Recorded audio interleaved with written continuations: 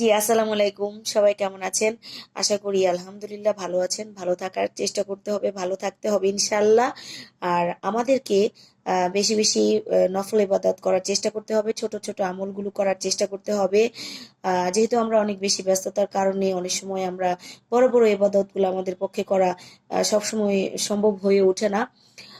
সেজন্য বেশি বেশি করে কোরআন তেলাওয়াত করতে হবে, সূরা ইয়াসিন পড়তে হবে, সূরা ইয়াসিন, সূরা ওয়াকিয়া, সূরা আর রহমান সূরা, তারপরে হচ্ছে সূরা মুলুক, আরো সূরা আছে। কোরআনের প্রতিটা আয়াতই হচ্ছে বরকতময়। কোরআন তেলাওয়াত করলে মনে যেমন শান্তি লাগে, মনে যেমন প্রশান্তি লাগে। এবং সূরা ইয়াসিন এমন একটি বরকতময় সূরা যেটি পড়লে আপনার অনেক বিপদ থেকে আল্লাহ পাক আমাদেরকে মুক্ত করেন। আমিন। সূরা ওয়াকিয়া এটা আমাদের রিজিকের ফয়সালা করে দেন, আরো বিপদ আপদ থেকে আমাদেরকে মুক্ত করেন। আমিন।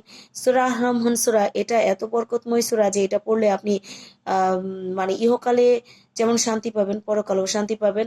মানে কোরআন তেলাত, আল্লাহর রাস্তায় আল্লাহর কাজ করা, এটার মধ্যে সব থেকে বড় রহমত বরকত নাজিল আমাদের উপরে করে আল্লাহ। আমিন। এবং এগুলো হচ্ছে আমাদের জীবনের ছোট ছোট আমাদের ধৈর্য পরীক্ষা, আমরা কতটুকু আল্লাহকে স্মরণ করি, বিপদ আপদে আমরা আল্লাহকে কি ভুলে গেছি কিনা, এগুলো হচ্ছে আমাদের জন্য আল্লাহ পাকের তরফ থেকে পরীক্ষা আর সতর্কবার্তা। আসলে ভূমিকম্পটা এমন ভয়ানক ভাবে হয়েছে যে এটা আসলে মনে হলেই মনের মধ্যে শঙ্কা হয় যে কিভাবে বেঁচে আছি, আল্লাহ কিভাবে আমাদেরকে বাঁচিয়ে রেখেছে। আমিন। আসলে আমরা সেদিনই শেষ হয়ে যেতে পারতাম, আমাদের দিন, জীবনের শেষ দিন। এটা আসলে কম বেশি, এটা সবার মনে এটা আসলে কম না। এটা ধরেন শিশু, যাদের বাড়িতে শিশু আছে, বৃদ্ধ লোক আছে, এবং এটা তো আসলে ভয় পাওয়ারই বিষয়। তারপর আমরা সৃষ্টিকর্তাকে স্মরণ করব বেশি বেশি। যে কোনো বিপদে, যে কোনো দুর্যোগে আমরা আল্লাহর কথা স্মরণ করব বেশি বেশি। তাহলে দেখবেন যে বিপদ আপদ খুব তাড়াতাড়ি কেটে যায় ইনশাল্লাহ। আমরা মানুষের সাথে গল্প না করে এটা হয়েছে, ওইটা হয়েছে, এ হয়েছে, সে হয়েছে, বিল্ডিং ছেড়ে চলে যাবে এখানে সেখানে। আর মৃত্যুটা হচ্ছে অবধারিত, আপনাকে সাবধানতা অবলম্বন করতে হবে। মৃত্যু আপনার যেখানে রেখেছে আল্লাহ পাক সেখানে আমাকে মৃত্যুবরণ করতে হবে। আমিন। এটা থেকে কারোরই কোনো মুক্তি নাই। এটা আমাদেরকে মৃত্যুর স্বাদ গ্রহণ করতে হবে। আমিন। তো আমরা সাবধানতা অবলম্বন করি, আমরা বেশি বেশি করে আল্লাহর ইবাদত করি।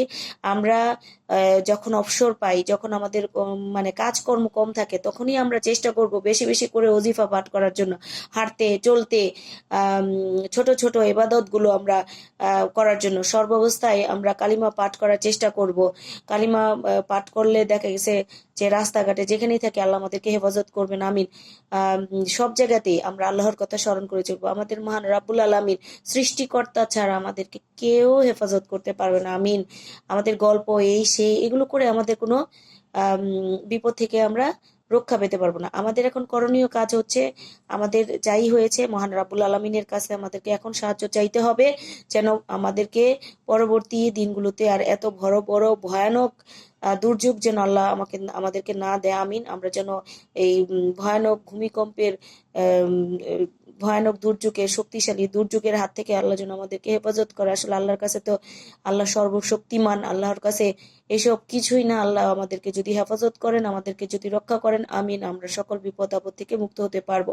আমাদেরকে বেশি বেশি আল্লাহর কথা স্মরণ করতে হবে, বেশি বেশি দুয়া দুরুদ পড়তে হবে, বেশি বেশি কালিমা পড়তে পড়তে হবে।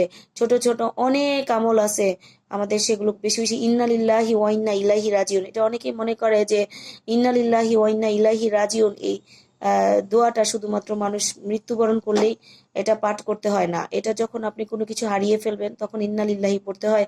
আপনি যখন অনেক বেশি বিপদে পড়বেন তখন ইন্না লিল্লাহি পড়তে হয়। আর যারা মানে আম, মানে চেষ্টা করব আমরা, আমরা চেষ্টা করব আমাদের শত ব্যস্ততার মাঝে হলেও। কারণ এই যে দেখেন, মরে গেলে সব কোথায় কোথায় গিয়া কোথায় আমাদের মৃত্যু হইতো সেটা আমরা বলতে পারতাম না একমাত্র রাব্বুল আলামিন ছাড়া।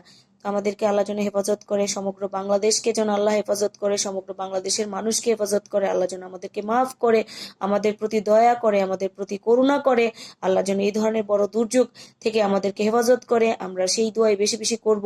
সবাই ভালো থাকবেন, সবাই বেশি বেশি করে ইবাদত করেন, যার যার ঘরে বেশি বেশি করে কোরআন তেলাওয়াত করেন, বাংলা অর্থ সহ কোরআন তেলাওয়াত করেন, অর্থগুলো জানার চেষ্টা করেন, পড়েন। দেখবেন আল্লাহই আমাদেরকে হেফাজত করবে। আমিন।